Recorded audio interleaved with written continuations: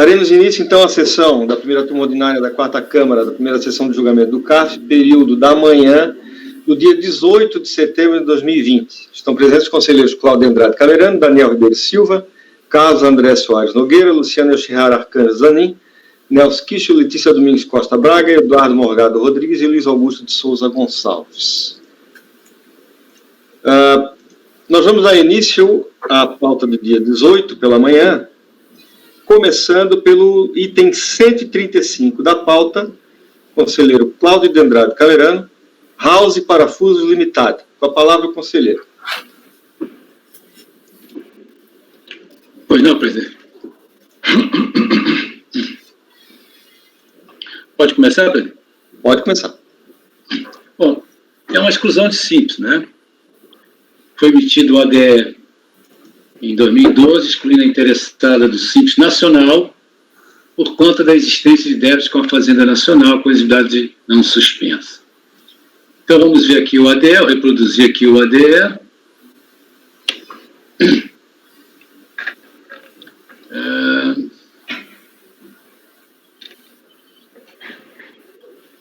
Dizendo, então, que a relação dos débitos deveria ser consultada no sítio da Secretaria da Receita Federal, efeito da exclusão a partir de 1º de janeiro de 2013. Né? Muito bem. Cientificada do ADE em 9 de outubro de 2012, assim se manifestou interessada no documento, no processo denominado de contestação. Então, tem aqui as razões apresentadas. Que ela teria solicitado o parcelamento de todos os débitos, né? E de todos os saldos dos programas Refis, PAES, PAIS, parcelamentos anteriores, demais débitos, enfim. De forma que, como ela solicitou o parcelamento de todos os débitos, ela não vê razão para a Receita Federal excluí-la do Simples. Né? Aqui, então, ela anexa os documentos, cópia do ADE, contrato, recibo de pedido de parcelamento, não parcelado e tal, enfim. Na própria contestação, ela traz, então, o anexo do ADE, né? O anexo do ADE, que está aqui reproduzido, onde mostra, então, os débitos que causaram a sua exclusão do Simples. Né? Então, aqui os débitos, item 4, débitos não previdenciários em cobrança da PGFN. Então, seriam débitos que estão escritos lá na PFGN, né? PGFN. Bom, então, a seguir eu transcrevo aqui o voto da decisão de piso. O que ela decidiu aqui? Na 5ª turma, DRJ de Porto Alegre. Muito bem. Então, aqui ela faz a transcrição do texto da lei 123, né? Reproduz aqui os débitos que causaram a exclusão. Ela, inclusive, ela traz os extratos atualizados aqui nos itens A, B, C, D. Ela fala sobre cada inscrição. Está vendo aqui, ó? Se vocês repararem aqui no número da inscrição, é exatamente o número da inscrição que a DRJ está se reportando aqui, é o número de inscrição que está aqui no extrato do ADE.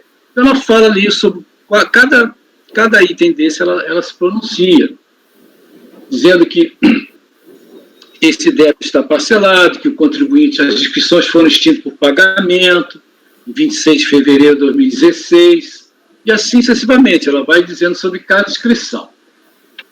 Então, aqui embaixo, ela conclui que, em 8 de novembro de 2012, a situação das inscrições era ativa ajuizada, sendo que as extinções ou os parcelamentos ocorreram anos após encerrado o prazo para regularização.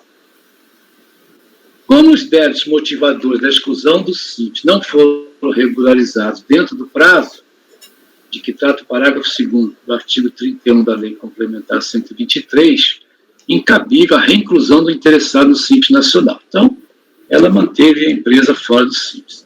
No recurso voluntário, ele alega que aderiu ao parcelamento da Lei 11.941 de todas aquelas CDAs encarregadas, elencadas no ADE. Mas que as CDAs supracitadas não foram abarcados na consolidação da Lei 11.941, em razão de terem sido parceladas na modalidade incorreta. Deveria ter sido pelo artigo 4º da Lei 11.941. Foi uma questão de artigo ali que não incluíram aqueles débitos daquelas CDAs lá. Após transcrever o inciso 5º do artigo 17 da Lei Complementar 123, o contribuinte arremata o seguinte: agora que ele perceba que o contribuinte aderiu ao parcelamento da Lei 11.941, no momento em que a exigidade do crédito tributário tornou-se suspensa. Contudo, em 9 de outubro de 2012, o contribuinte foi cientificado de que as CDAs não foram consolidadas no parcelamento, de modo que sua exigibilidade passou a ser eficaz. Note que o contribuinte possui até o dia 11 de janeiro de 2012 para regularizar os débitos, 11 de novembro, para então ser permitida sua inscrição no regime Simples Nacional do ano seguinte, ou seja, em 2013. No entanto, em 7 de novembro de 2012, o contribuinte contestou administrativamente a decisão. Desse modo, aí a exigibilidade tornou-se suspensa por causa do recurso dele, né? Razão pela qual se faz justo permitir a sua manutenção no regime do Simples Nacional. Salienta que somente foi cientificada a decisão de sua contestação em 2017, que, no entanto, o contribuinte, nesse período, ele já quitou todas as CDAs que motivaram a decisão de exclusão do regime do Simples Nacional. Muito bem. Válido apontar que as CDAs não foram consolidadas no parcelamento da Lei 11.941 em razão de adequação errônea, quando deveria ter sido pelo artigo 3º da Lei 11.941.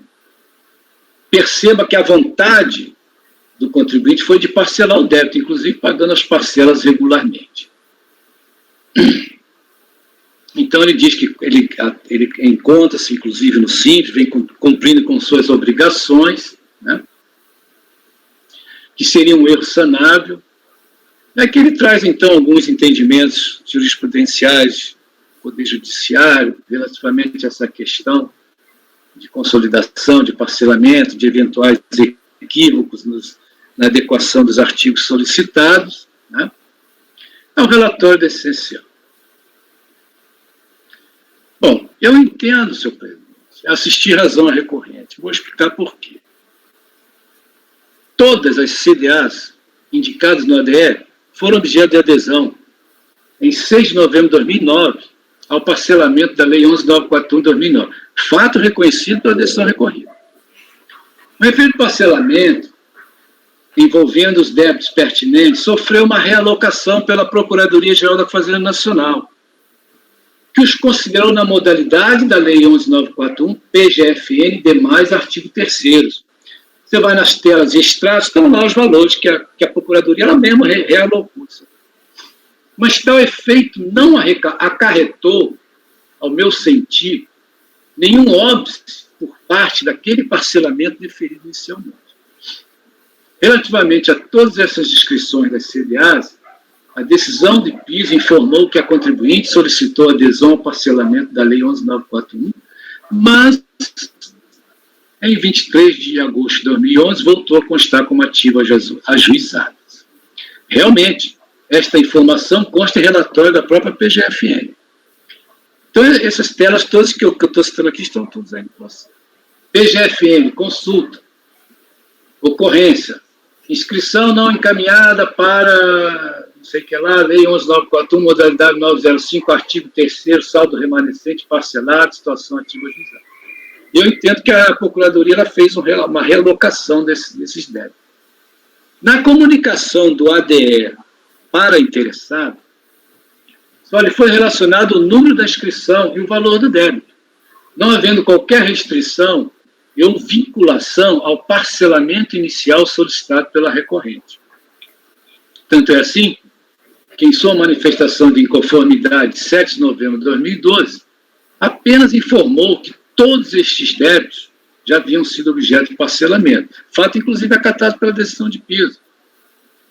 Esta questão de realocação do enquadramento legal, ela só veio à tona em função de pesquisas no sistema da Receita Federal e da Procuradoria-Geral da Fazenda Nacional, então coletadas, creio que pelo órgão julgador, cujo conhecimento só veio a ser dado à interessada no acordo recorrido, em 2017, 5 anos após a emissão desse defeituoso ADE. O prejuízo à interessada é evidente e muito claro, não se podendo deduzir, como fez a DRJ, uma vez que a recorrente não regularizou a sua situação dentro do prazo concedido no ADE, deveria permanecer fora do Simples Nacional no ano calendário de 2013. Ora, a interessada foi surpreendida com o ADE, o qual, repito, não lhe fez a necessária comunicação da razão dos débitos estarem com a exigibilidade não suspensa. Débitos estes que haviam sido objeto de parcelamento em 2009. Situação que foi confirmada nos extratos da própria PGFN.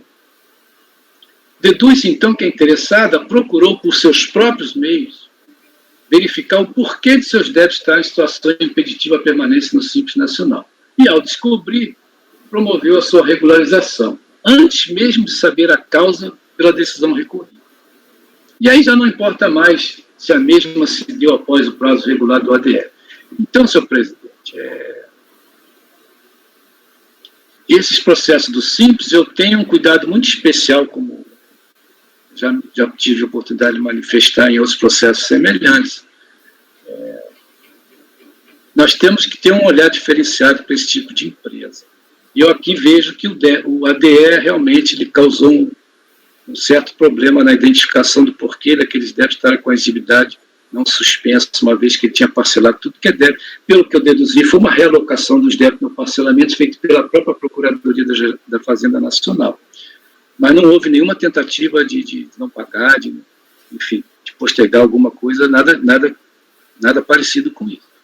Então, senhor presidente, eu voto para dar provimento ao recurso voluntário. Aqui eu não sei como é que vai ser o resultado, mas para cancelar o ADE ou afastar os seus efeitos.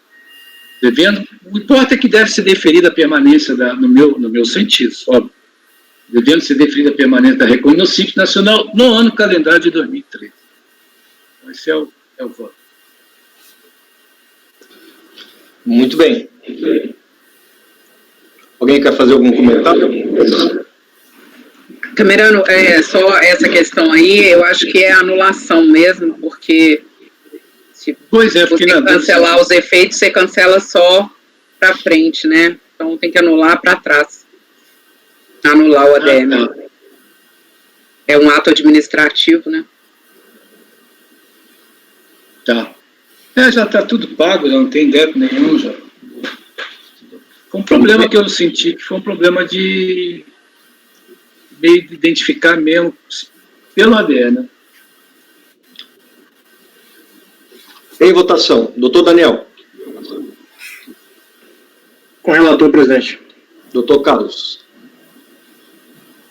Presidente, com o relator, esse período aí dessa sucessão de parcelamentos especiais, isso realmente criou uma confusão para os contribuintes, eles saberem exatamente o que havia sido parcelado, o que não havia, o que estava na consolidação, o que não estava. Eles levavam muito tempo para descobrir, e uma comunicação, né, de uma exclusão baseada nessa realocação, para usar a expressão do relator, ela teria que ser muito mais detalhada, muito mais precisa, né, empática do que foi, né, em vista exatamente da grande insegurança que aqueles parcelamentos, aquela sucessão de parcelamentos acabou causando. Doutora Luciana. Acompanho o relator, presidente. Doutor Nelson. Deixa eu ver. Presidente, eu voto com o relator. Doutora Letícia. Com o relator, presidente. Doutor Eduardo.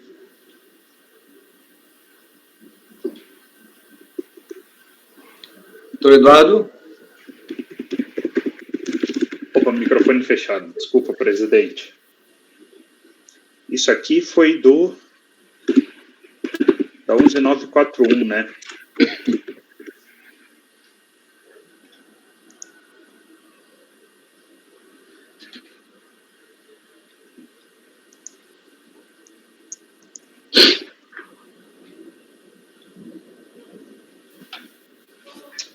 Seu voto, doutor Eduardo. Presidente, eu vou acompanhar o relator aqui neste caso.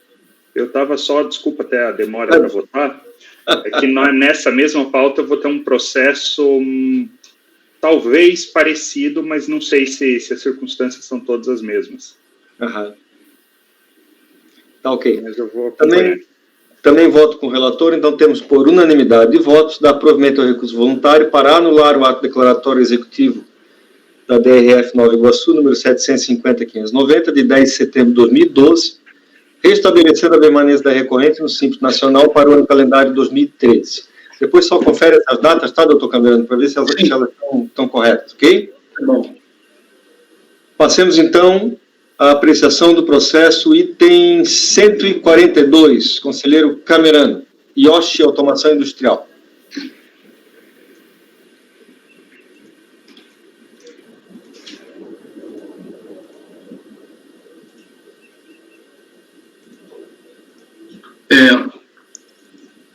Inicio aqui, então, transcrevendo o relatório e voto da decisão de piso, consubstanciado no acórdão da DRJ de Campo Grande, em 30 de outubro de 2017.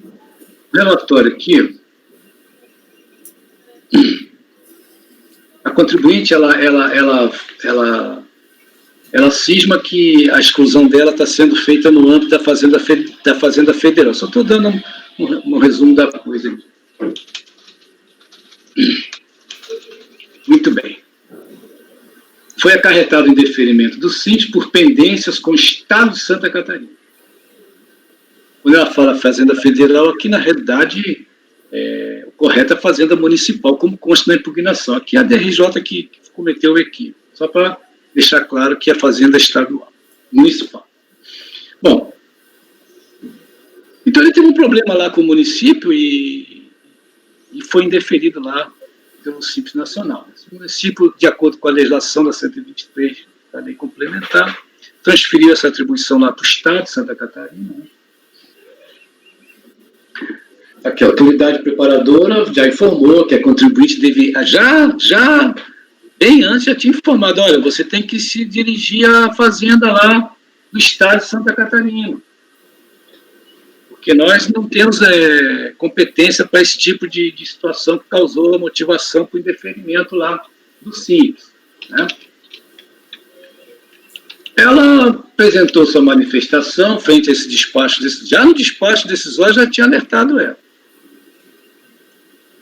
Esse indeferimento foi originado na Fazenda Estadual, decorrente de liberação de alvará, por Fazenda Municipal, enfim. Aqui na decisão, então, do voto da DRJ, a DRJ fala aqui, até de uma maneira equivocada, dizendo que indeferimento ao Simples Nacional em razão de débito estadual. Na realidade, não foi um débito estadual, foi um problema lá, um problema burocrático lá. Né? Então, ela reitera os argumentos de parte decisório, que o órgão competente para apreciar tal pleito da Fazenda Estadual, né? E assim vai, cita aqui todo o enquadramento lá, o dispositivo legal da lei complementar, comitê gestor, a respeito de quem, caso as atribuições do órgão administrativo no contencioso, quem vai julgar o quê, né? Muito bem. Então, ela conclui que essa questão deveria ser decidida pelo Estado de Santa Catarina. Muito bem. Então, essa é a conclusão que chegou a DRJ, assim como já tinha chegado os passos decisórios. Não conheceu da manifestação de inconformidade. Bom, partindo para o voto, o recurso voluntário, a interessada, então, interpõe recurso voluntário, onde ela repete os argumentos, enfatizando, inclusive, como novidade, que a decisão da DRJ seria nula, porque tratou o seu caso como dependência tributária junto ao Estado, que não seria o caso, mas sim dependência municipal. Você vê que ela própria está dizendo, olha, A minha pendência era municipal e a DRJ disse que era um tributo estadual que eu devia, então a DRJ tem que ser nulo. Nulo tem que ser ele, né? Bom, então, aqui no voto, eu estou fazendo do conhecimento do recurso, eu vou analisar se nós temos competência para ver isso aí, né? Tanto o despacho decisório quanto a DRJ se pronunciaram pelo afastamento de qualquer apreciação nestas unidades fiscais, uma vez que o indeferimento se deu por pendências municipais. Portanto, a solução ao litígio é de esfera municipal, ou dependendo de situação prevista na lei complementar, pode ser delegada o julgamento ao fisco estadual. E o próprio interessado reconhece a existência de pendência, seja com o município de Itajaí ou com o estado de Santa Catarina, não havendo nenhuma interferência da Fazenda Federal no indeferimento da opção ao Simples Nacional em 2016. Veja, por exemplo, então, eu trouxe aqui uma tela aqui do Simples Nacional, né? Ó, situação da solicitação. Solicitação de empresa nova indeferida por pendência com o Estado ou Distrito Federal. Né? Muito bem. Então, ó, dados informados pela unidade federativa, situação da inscrição estadual, possui pendência estadual. E o próprio contribuinte reconhece. Bom, se a DRJ fez referência a débito estadual ou pendência municipal, para este colegiado não tem a menor importância, pois comprovadamente nos autos que o indeferimento não se deu por órgão federal, no caso a Receita Federal do Brasil. De maneira, senhor presidente, que eu voto por não conhecer do recurso voluntário, porque foge da nossa competência esse tipo de exclusão, né? Muito bem. Doutor Daniel. Relator, presidente. Doutor Carlos. Presidente, eu estou só verificando uma coisa aqui, um instante. O relator talvez possa me ajudar. A empresa estava em início de atividade? Não, ela fez os que. Carlos, eu não cheguei a entrar nesse detalhe, não. Porque é um pedido de inclusão no Simples Nacional. Né? E aí houve um despacho decisório da Receita indeferindo por conta de pendências no Estado ou no município, é isso, né? Isso. É isso, né? Isso. Entendi. É isso. Porque, veja, eu tenho um caso semelhante que eu vou trazer no mês que vem. Veja, eu estou adotando uma solução um pouco diferente. Por quê? Existe a resolução do Conselho do Simples Nacional de 2018, resolução número 140, que ela trata dessa questão nos seguintes termos. Está no artigo 6º, né? A opção pelo Simples Nacional será formalizada por meio do portal, será retratada. Quando chega no parágrafo 5º,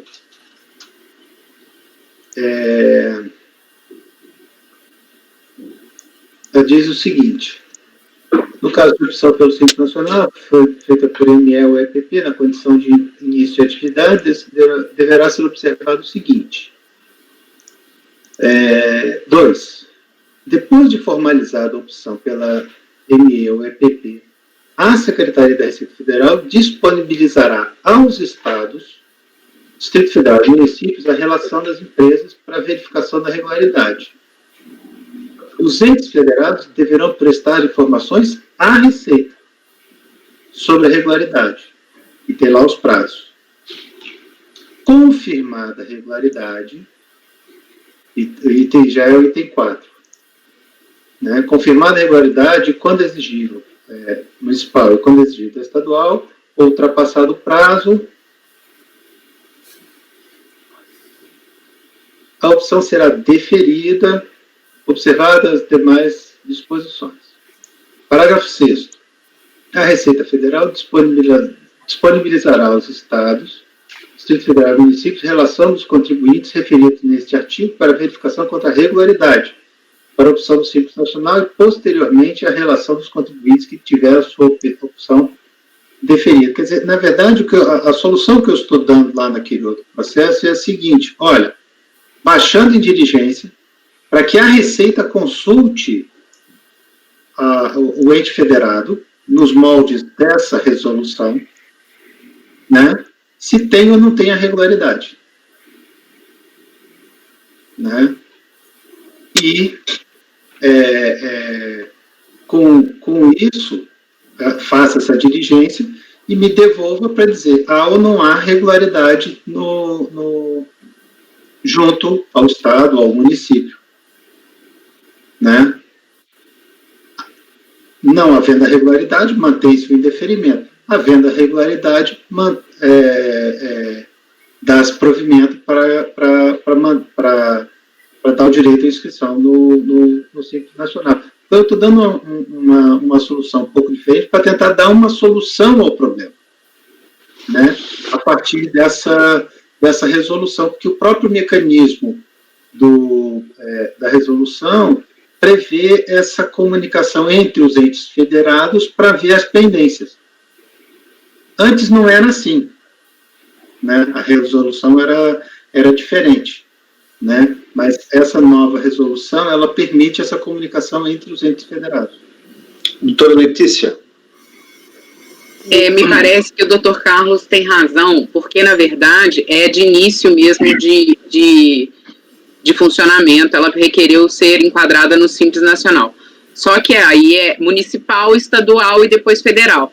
Só que o municipal não andou, e enquanto o municipal não anda, o estadual não anda e o federal não anda. Então, na verdade, o federal recusou porque o estadual não tinha andado, porque o municipal demorou, entendeu? Então, é isso aí que o doutor Carlos está citando. Foi uma demora na verificação pelo município que gerou a demora no estado e que o federal andou mais rápido, por isso foi recusado no federal. Então, não é que ela tem débitos, é que não foi avaliado, não tinham sido avaliados ainda, que ela entrou nos 3 concomitantemente. Ela não entrou em um, depois esperou a sair, depois entrou no outro e depois entrou no outro. Então, me parece que é isso, de acordo com a impugnação dela, que chama recurso. Não sei, então... Mas, desculpa, conselheira Letícia, ela tinha débito municipal aqui. Ela não tinha débito estadual. Municipal, ela não tinha conseguido ainda o alvará de funcionamento. Mas aqui no voto da primeira instância trata-se de indeferimento ao Simples Nacional em razão de débito estadual. Não, mas não é o débito estadual, é isso que está colocado no recurso.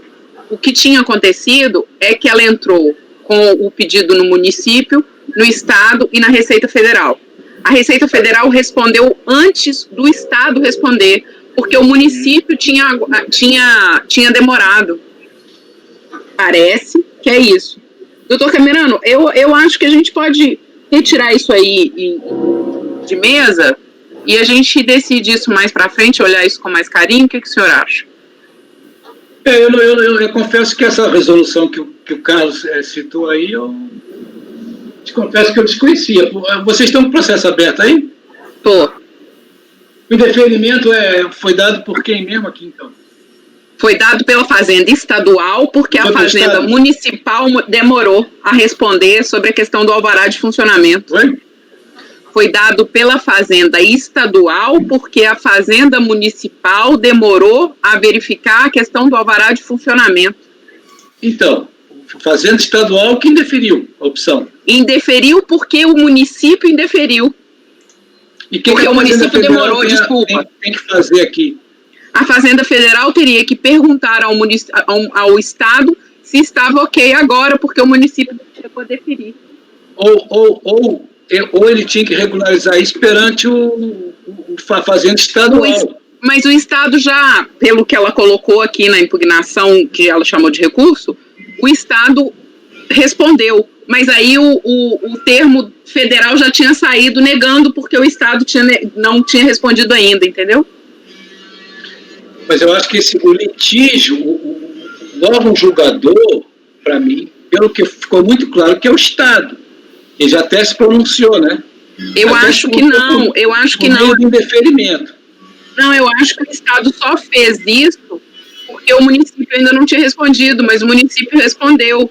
Então, o Estado já deu ok. É o que ela botou no recurso. Eu não sei se está correto, doutor Cameirano, porque realmente eu não olhei todas as peças, o que ele tem de documento comprobatório. O que eu olhei foi o recurso dela, né? Que ela está colocando isso no recurso, que foi indeferido, o do Estado, porque o município ainda não tinha respondido, e aí a Fazenda Federal indeferiu também, por conta dessa pendência com o Estado. A Fazenda Federal não se manifestou aqui.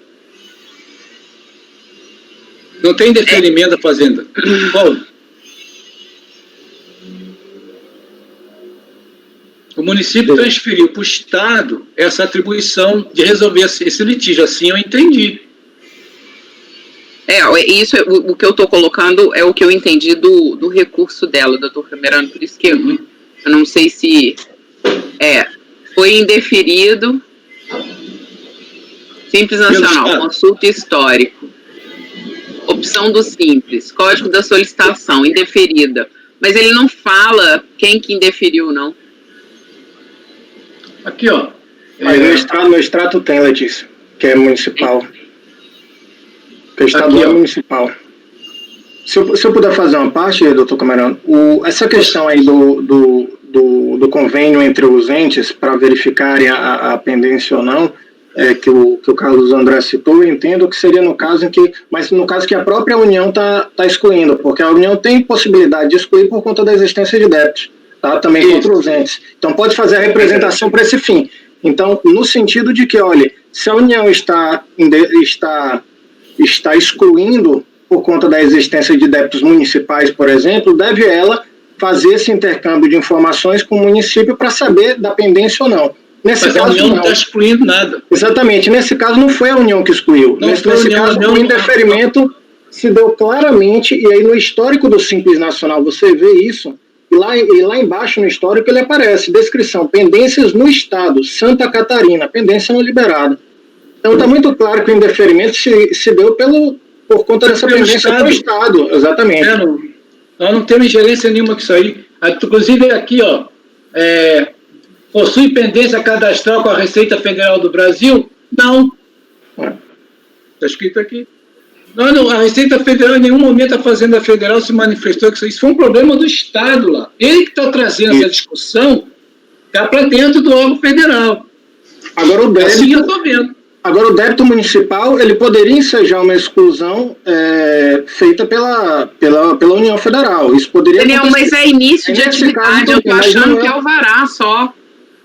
Mas não é a União que está com pendência, entendeu, Letícia? A questão é competência aqui, para a gente se manifestar. Eu também acho, a questão é competência.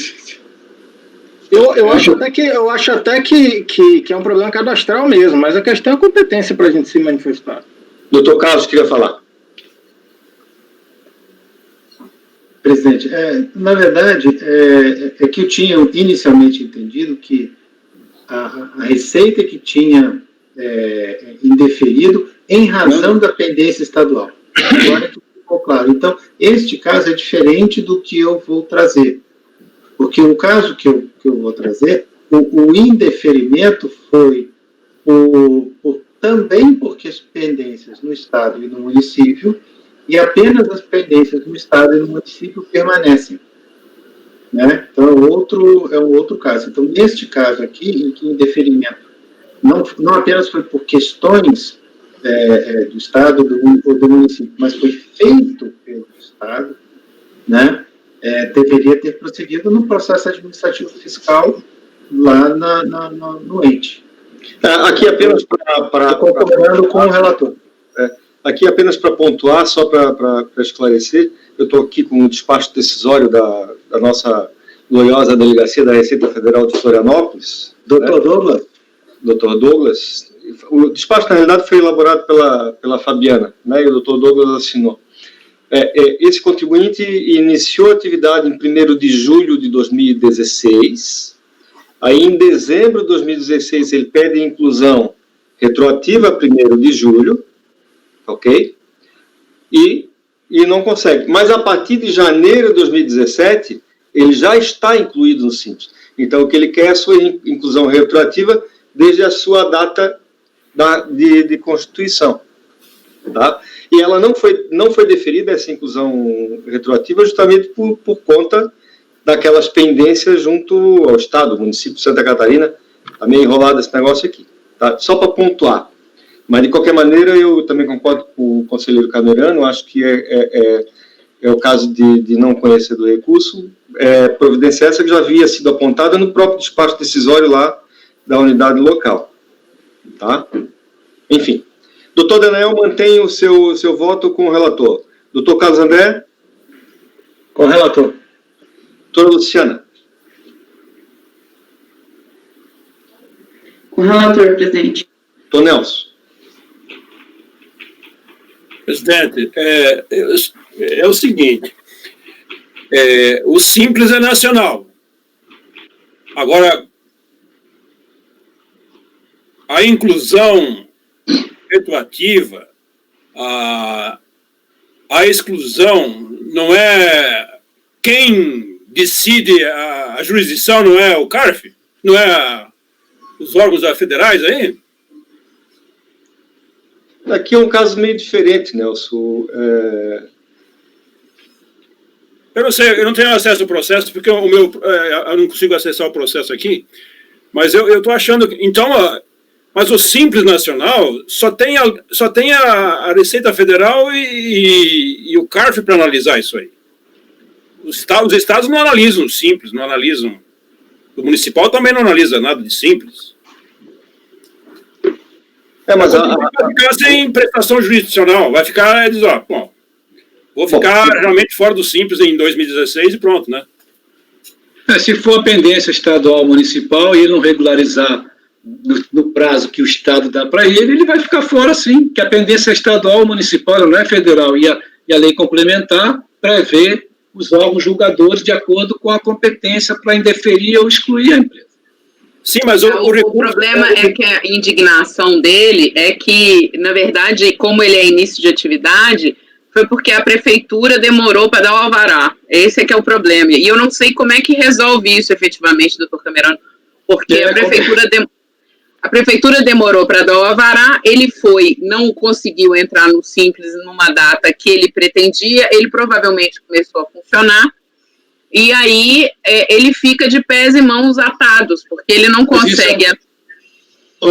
Doutora Letícia, eu entendo essa preocupação, mas isso é um problema que tem que resolver no âmbito estadual, porque a Receita Federal não pode ficar entrando nessas pendengas lá para resolver isso aí. Quanto ao Simples, se eu puder complementar, a competência ela é concorrente. Inclusive, os outros entes têm competência para fiscalizar, lançar e cobrar. Claro. Né? Então, tanto o município como o Estado têm competência para autuar, para lançar a cobrança de eventuais recolhimentos não feitos e exigir. E aí a impugnação é dentro do seu âmbito de competência. Então, nesse caso específico, sendo pendente estadual, concordo aí com que não teria competência, deveria ter impugnado junto ao Estado.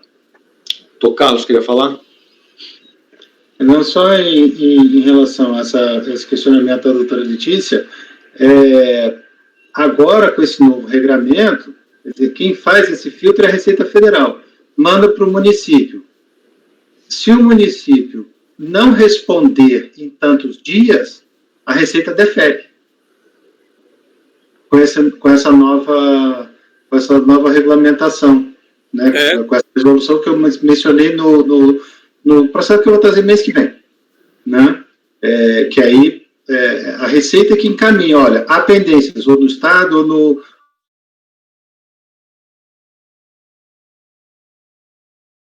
que está realmente regular, ou que está irregular, e se não responder no prazo de X dias, que a nova norma prevê, a Receita defere. Exatamente para evitar que fique uma coisa pendente, prejudicando o contribuinte sem uma resposta. Pois é, porque, olha só, a recorrente iniciou suas atividades em 1º/7/2016. Deu início ao procedimento para obtenção do alvará e inscrição municipal em 27/9/2016. Ocorre que o procedimento se arrastou por mais de 90 dias e somente foi deferido em 9 de janeiro de 2017. E a inscrição estadual Jornal da Fazenda do Estado foi deferida em 10 de janeiro de 2017. E o atraso nos trâmites na Fazenda Municipal acarretou o indeferimento da opção que havia sido protocolizada em 27 de 12 de 2016, mas foi indeferida em 9 de janeiro de 2017 por pendências com o Estado de Santa Catarina, que foi regularizado no dia seguinte, que foi regularizado no dia 10. Então, ele não tem mais pendência nem com o Estado, nem com o município. O que ele está pedindo é para ele ter essa adesão retroativa. E aí essa adesão retroativa não seria com a Fazenda Nacional? Eu acho que é quem dá a palavra final, né? Porque o passo é esse, municipal, estadual e federal. O que ele está explicando é, olha, no município atrasou, por isso atrasou no estado, mas agora eu estou com tudo regular em 10 de janeiro. Me inclui retroativamente, porque eu comecei minhas atividades, senão ele vai ficar inadimplente, e aí depois vai vir uma exclusão de simples desde 7 de 2016. É só esse que é o, entendeu? E é esse que é o problema do contribuinte. Entendi. Uma diligência faria bem aqui. Doutor Eduardo. Pela cronograma que a conselheira acabou de citar, a solicitação de inclusão foi em dezembro, certo? Certo. Então, de qualquer jeito, mesmo que fosse acatada a inclusão retroativa, seria retroativa a dezembro e não a junho, quando ele começou as atividades. Não, julho. Julho. Desde o início da atividade. Mas se o requerimento foi só a partir de dezembro? Mas é que ele tem um prazo desde a sua Constituição para fazer o requerimento de inclusão. 180 dias. Que é X dias depois do último requerimento, dentro de 180 do CNPJ. Isso, esse é o prazo maior, 180 dias depois... Ele não estaria, inclusive, estourado esse prazo de 180 dias se foi só em janeiro que ele pediu? É exatamente isso que ele está argumentando. Que daria o 180, mas que ele passou do 180 porque a Fazenda Municipal demorou demais. Ou seja, são várias questões, na verdade, esse processo. Doutor Carlos. Apenas para esclarecer, né? Vamos lá. Pegar a resolução de 2007, né? Eu não sei se houve mudança nesse interregno até 2018, como é que foi? Mas inicialmente cada ente poderia fazer o termo de indeferimento, né? Então, o artigo 8º lá da resolução de 2007, com redação de 2009, né, ele dizia, na hipótese de opção que se refere ao artigo 7º ser indeferida, será expedido o termo de indeferimento da opção pelo Simples Nacional, por autoridade fiscal, integrante da estrutura administrativa do respectivo ente federado que decidiu o indeferimento. No nosso caso aqui, o Estado de Santa Catarina. Não é isso? Foi quem indeferiu. Inclusive na hipótese de existência de débitos tributários. Aí, parágrafo 1º, o contencioso administrativo relativo ao indeferimento de opção será de competência do ente federativo que decidir o indeferimento, observados os dispositivos legais atinentes aos processos administrativos fiscais. Quer dizer, a competência é de quem indeferiu, do ente que indeferiu. Se o ente que indeferiu foi o Estado de Santa Catarina, né, a competência para processar uma impugnação a este indeferimento é do Estado de Santa Catarina. Mas mesmo ele tendo deferido em 10 de janeiro, o problema é que ele deferiu em 10 de janeiro. A questão é, quem indeferiu? Se foi o Estado que indeferiu, a competência é dele para decidir a inclusão retroativa. A inclusão retroativa, né? Isso mudou depois, porque aí passou a ser nessa nova sistemática que eu estava falando para vocês. Entra com pedido pelo portal, a Receita comunica, tem tantos dias para informar de volta. Não informou, ou informou que está regular, a Receita defere. Mas então, neste caso, não seria não conhecer do recurso, teria ser que não há, vamos dizer, o processo não é da competência dos órgãos de julgamento da instância federal. Né? Tem que anular a decisão da DRJ, sei lá. Né, não tem que anular nada, não. A decisão dele está correta. Ele não pode conhecer o recurso. Não conhecer, porque o indeferimento foi da Fazenda Estadual. Ele tem que dirigir o litígio para a Fazenda Estadual. A Fazenda Estadual que vai resolver esse litígio. Entendeu? Pois é, mas esse processo... Ele está suprimindo, ele está inovando na sua defesa e trazendo esse litígio para o âmbito federal. O indeferimento foi postado. E a DRJ não conheceu também? Também não, ela não é atribuição dela. Ah, sim. Bom, nós estamos em regime de votação. Eu vou pedir o voto do conselheiro Nelson. Estava votando, por favor? Sim, então, agora deu para entender essa pendenga e realmente voto com o relator, porque não é da competência da Receita Federal e nem do CARF finalizar essa inclusão retroativa aí, né? Ok. Doutora Letícia. Eu não sei qual seria a solução.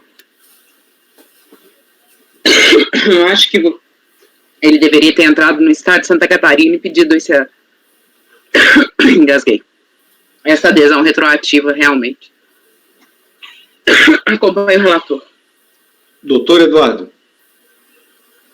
Eu vou acompanhar o relator também, presidente.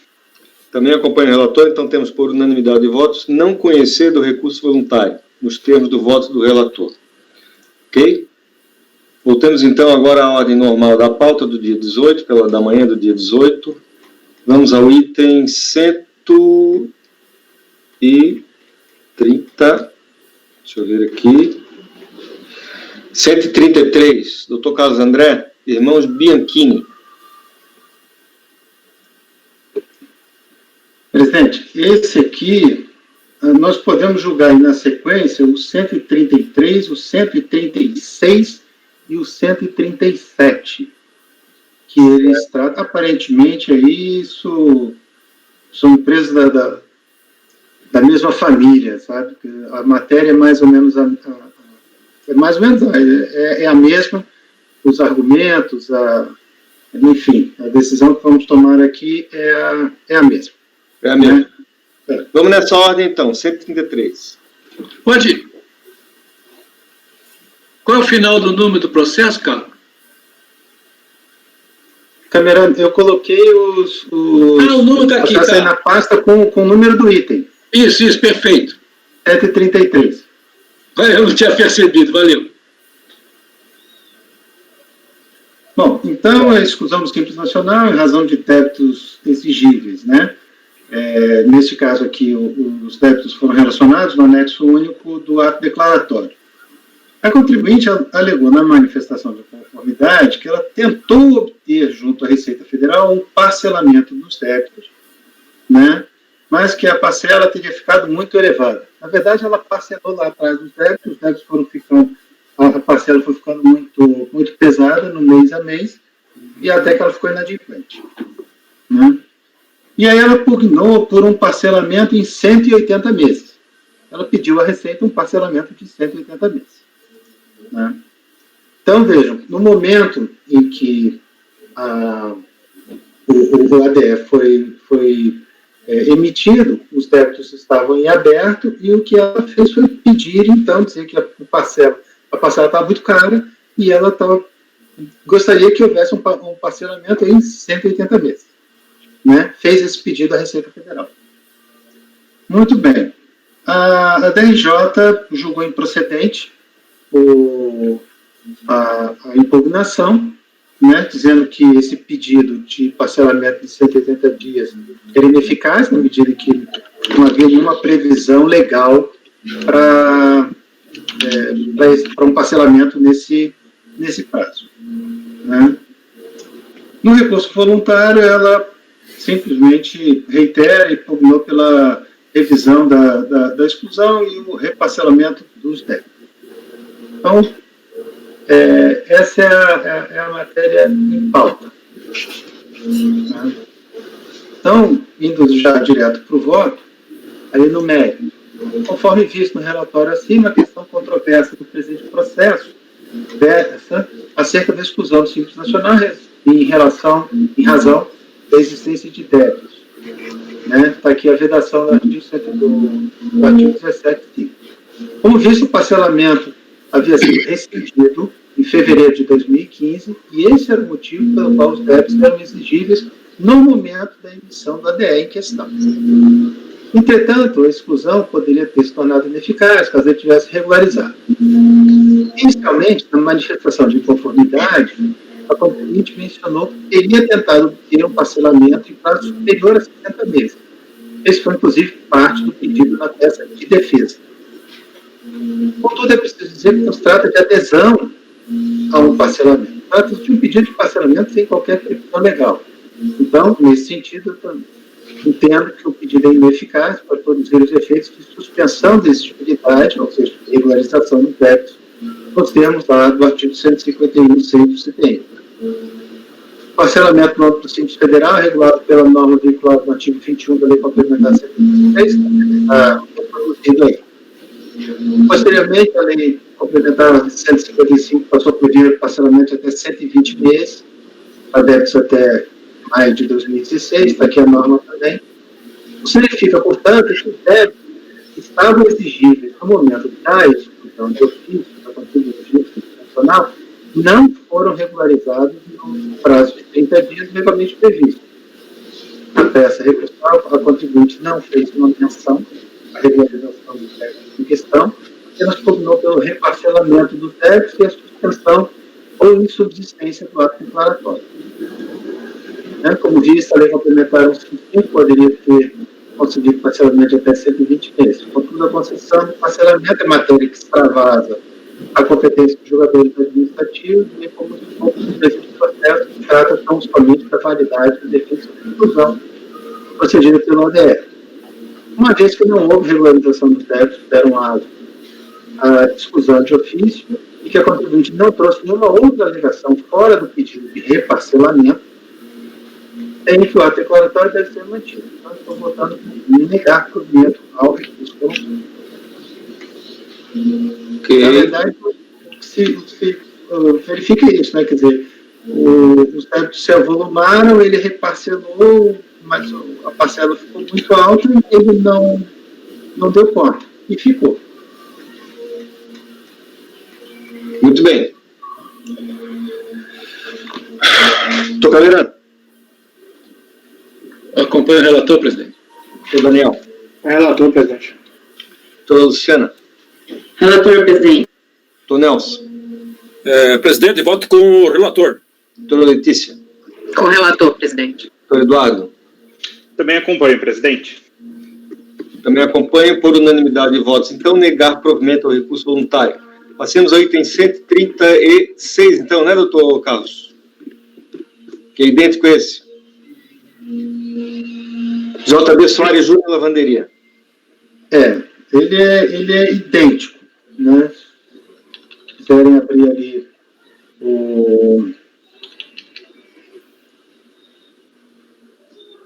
relatório e o voto, né? Vão ver que é exatamente a mesma matéria, vez que foi feita pelo mesmo advogado, né? A argumentação, né? Então, eu estou aplicando aqui a mesma decisão. Doutor Camerano. Acompanho. Doutor Daniel. Acompanho, presidente. Doutora Luciana. Acompanho, presidente. Doutor Nelson. Presidente, acompanho o relator. Doutora Letícia. Com o relator, presidente. Doutor Eduardo. Também, presidente. Por unanimidade de votos, então, negar provimento ao recurso voluntário. Item 137, recorrente, Kelly Cristina Boragina. Presidente, mesma coisa. Mesma coisa. Doutor Camerano. Acompanho, presidente. Doutor Daniel. Acompanho, presidente. Doutora Luciana. Acompanho, presidente. Doutor Nelson. Também acompanho o relator. Doutora Letícia. O relator, presidente. Eduardo. Também, presidente. Por unanimidade de votos, então, negar provimento ao recurso voluntário no item 137. Item 134, doutor Eduardo, frigorífico Vale do Ouro Limitado. Ok. Posso começar? Pode começar. É um caso de simples também. Houve uma exclusão de simples. A acusação da exclusão foi de que a empresa teria sido constituída por interposta pessoa.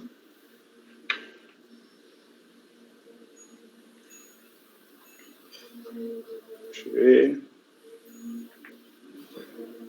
A recorrente foi excluída direto no voto, presidente, na página 3. Presidente, só um instante, está na sua pasta lá? Tá como Vale do Ouro. Vale do Ouro. Ah, tá, que eu estou vendo frigorífico. Ah, desculpa. Eu achei que frigorífico era muito genérico, coloquei só Vale do Ouro. Tá bom. O recurso é tempestivo, portanto, dele conheço. A recorrente foi excluída do Simples Nacional no termos do ADE tal, fundamentada no artigo tal da lei complementar 123. A fiscalização se reporta aos fatos apurados no procedimento que culminaram no processo administrativo número tal, pelo qual foi apurado que a interessada seria a empresa administrada pela interposição de terceiros laranjas. Esse é um outro processo que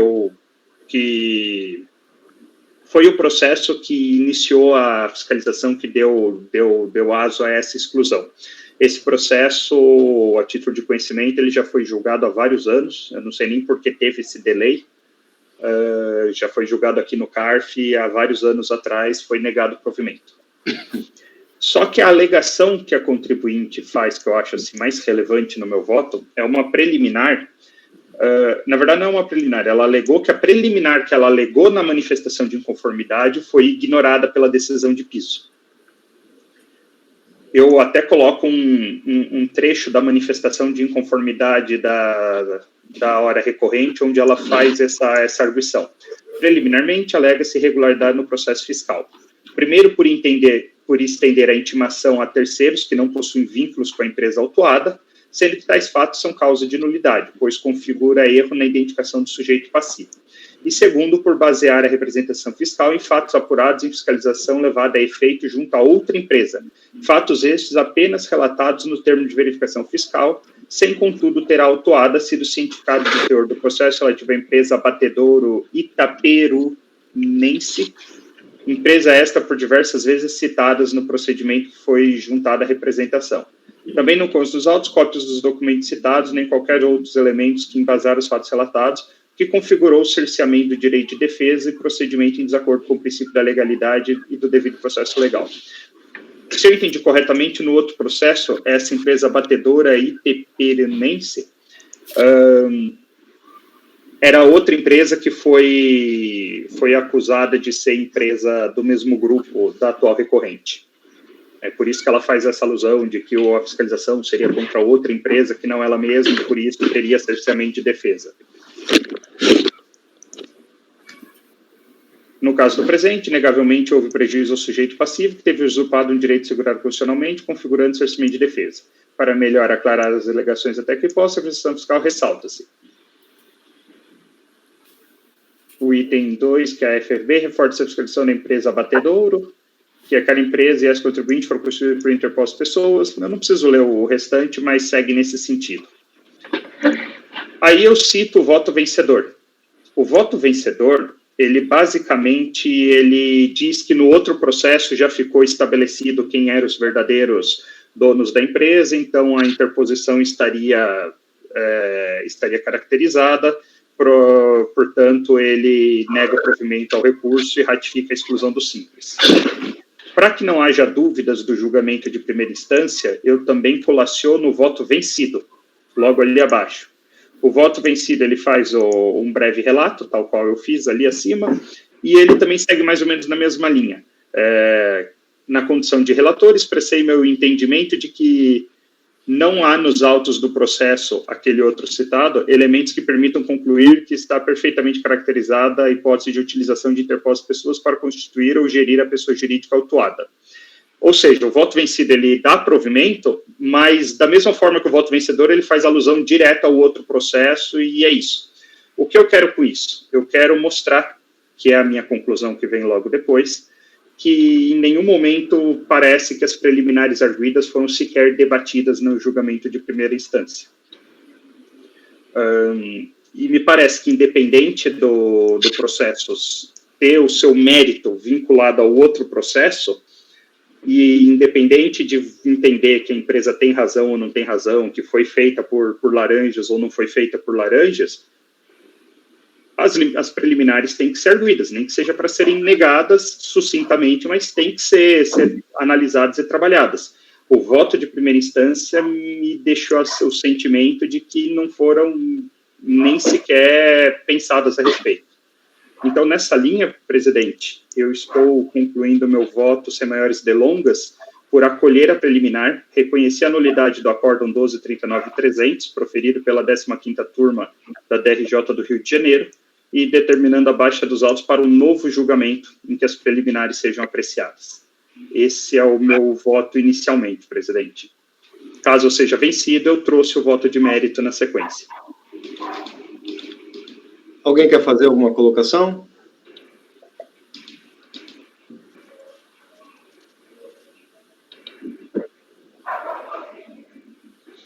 Podemos votar? Diga, Camila. Ele está trazendo o que do outro processo lá da empresa Abatedouro, né? Ele trouxe elementos, porque nem sempre você precisa dar a ciência de investigações que você está fazendo, circularizações em outras empresas. Se ele traz elementos para esse processo, faz as intimações necessárias, desde que não é cerceamento e defesa, ele pode perfeitamente se utilizar de documentos de outros processos. Eu queria saber exatamente o que ele trouxe de lá. Ele trouxe o quê? Ele trouxe o que eu colacionei. Os dois votos, tanto vencido quanto vencedor, eu coloquei até a assinatura. Certo. Mas os documentos inerentes ao litígio, ele tirou de lá? Duas coisas. Ele faz as alusões ao outro processo, mas não está pensado o processo. Tanto é que a única coisa que eu consegui ver do outro processo que é citado é o acórdão, porque ele é público. Eu não consegui acessar o processo. Mas a segunda coisa, a minha decisão, ela nem entra nessa questão. Eu estou dizendo que, independente de ter razão ou não, de você ter base no outro processo, para afastar as alegações que a contribuinte está fazendo nesse de cerceamento de defesa, você tem que falar isso. Eu acho que o voto tinha que nem que fosse para abrir um parágrafo falando, quanto ao preliminar de cerceamento de defesa, entendo que não há razão porque tal, e ponto. Mas nem isso foi feito. Para mim, foi feito a tábula rasa da arguição. Para mim, há um vácuo jurisdicional nesse ponto do julgamento. Esse processo aqui é de lançamento... Então, perdão, doutor, o senhor concluiu, Eduardo? Já concluí. Esse processo aqui é de lançamento de ofício, certo? Movimentação bancária, artigo 42, não é isso? Lançamento de ofício. Sim. O outro é da exclusão. Não. Esse processo aqui é o ADE. O outro foi uma fiscalização mais ampla que isso. É que assim, pelo que eu entendi, o outro processo fez uma fiscalização bem mais ampla em outras empresas que não só essa. E daquela fiscalização surgiu elementos suficientes para vir atrás dessa. Tanto é que essa é uma das preliminares que ela alega. Eu não era parte direta da fiscalização no outro processo, então, sem eu ter podido me manifestar, eles não poderiam ter usado aquilo como base para me excluir aqui. É essa preliminar que a DRJ ignorou. Eu acho que eu fiz uma confusão aqui. Esse processo aqui...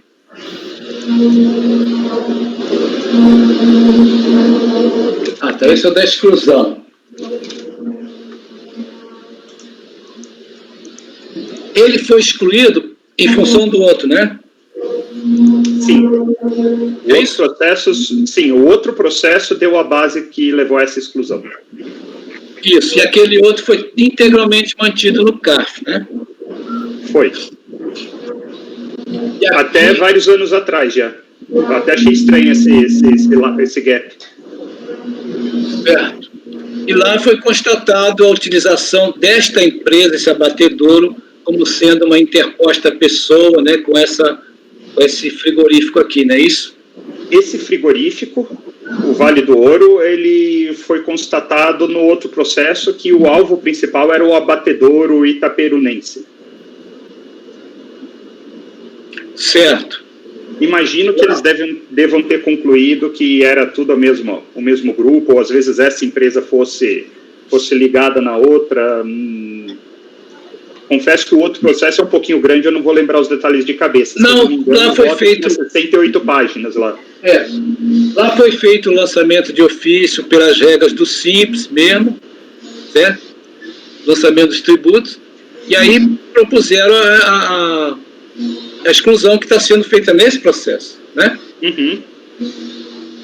E essa discussão da interposta pessoa, que foi trazida também nesse processo, que você, então, está entendendo que a DRJ não teria se manifestado sobre aquela preliminar lá, né? Sim, eu estou entendendo que, basicamente, foi silente quanto à preliminar. Ela nem fez menção à situação que ocorreu no outro processo para chegar àquela conclusão, né? Parece que os julgamentos em primeira instância, eu acho que eles ocorreram, se não na mesma sessão, pela mesma turma e mesmo relator. Então, eu não sei se na época eles imaginaram que, bom, como eu já falei tudo aquilo no outro processo, aqui eu não preciso falar nada. Mas o voto é esses dois que eu transcrevi, o vencido e o vencedor. Os dois basicamente falam, no outro processo já há razões suficientes para negar, para dar provimento. E aí cada um tomou um lado diferente, mas dizendo que o outro processo já era o suficiente. E não falou nada da preliminar. O Daniel queria fazer uma colocação? Quanto a esse ponto aí, presidente, na verdade, você tem juntado aí outra verificação fiscal nessa exclusão aqui, que ele traz todo o histórico, né, com todos os dados, procedimento que foi adotado naquela análise de interposta pessoa. Inclusive, essa empresa estava no mesmo endereço da outra, tá? Isso foi um dos elementos de prova também, ou seja, elas estão no mesmo local, sócios também, enfim. Tem todo o procedimento fiscal aqui que me parece que apresenta para ela todos os fatos necessários para ela impugnar. Ela deveria ter impugnado aqui a questão do vínculo ou não, certo? Então, não me parece que essa questão, por ela não ter trazido os elementos dos outros autos, por si só, ela teria gerado algum cerceamento ou não de direito de defesa. Só estou avaliando aqui a questão da decisão de origem para ver se, de fato, teve alguma omissão nesse sentido. Isso que o conselheiro Daniel acabou de falar é o que eu entendo que a DRJ deveria ter dito.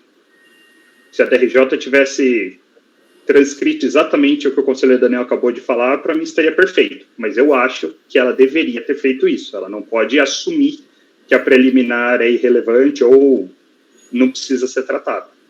Aqui no voto vencedor da DRJ não está mais ou menos implícito isso, quando ela diz que, analisando os elementos de prova reunidos pela fiscalização, fica claro que os sócios dessa frigorífico aqui não tinham capacidade para gerenciar uma empresa desse porte, sendo inclusive indivíduos de modestíssimo patrimônio. Isso tudo não está no TVF? Mas é que isso é mérito, conselheiro Camerano. É isso que eu estou falando. Eu não estou discordando das razões que levaram eles a tomar essa decisão de mérito. Eu estou dizendo que a decisão foi silente quanto à preliminar. A decisão, como que é o nome? Ela se omitiu de julgar uma parte dos pedidos. É isso que eu estou falando. Isso implica cerceamento de defesa. Exatamente. Não, o pedido preliminar, certo ou errado, ele tem que ser julgado em 2 instâncias. Eu não posso julgar ele direto sem a DRJ ter apreciado ele. E como eu disse, a DRJ não apreciou de jeito algum. Eu não estou nem dizendo que ela apreciou sucintamente, ela nem fala que tem esse pedido. Não, o que eu estou querendo dizer, doutor Eduardo, é que, me corrija se eu estiver errado, intimações fiscais feitas para essa empresa lá, a fiscalização não precisa informar ela o resultado, desde que ela conduza tudo isso dentro do TVF, entendeu? Ela aqui ela está alegando irregularidade do procedimento fiscal, né? Se eu pudesse julgar isso sem a DRJ ter analisado, era mais ou menos nessa linha que eu analisaria essa preliminar se eu fosse o julgador de origem. Aqui, ó. Fatos estes apenas relatados no termo de verificação fiscal. Os fatos foram relatados, né? Sim. Essa questão de interposta pessoa e tal, foram relatados no termo fiscal. Agora, eu não estou entendendo, assim, mais ou menos, onde é que a DRJ não se manifestou sobre isso? Que ela se manifestou dizendo que, olha, são interpostas pessoas, está aprovado no TVF. A DRJ se manifesta quanto ao mérito. Você é uma interposta pessoa, você foi bem excluída. Só que antes do mérito, ela deveria ter tratado da arguição de que eu tive a minha defesa cerceada porque vocês não me chamaram a participar do outro processo. A DRJ deveria ter dito o que o senhor acabou de falar.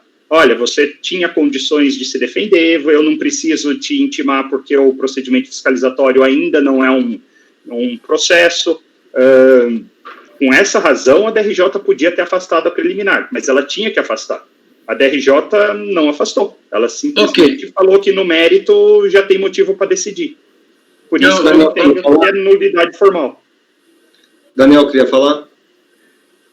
Presidente, eu não tinha conseguido abrir ainda a decisão da DRJ, mas realmente não pode nem dizer que de forma sucinta ela analisa alguma coisa. Ela é uma decisão, o voto vencedor tem um parágrafo basicamente, certo? E simplesmente diz que eles eram laranjas e ponto.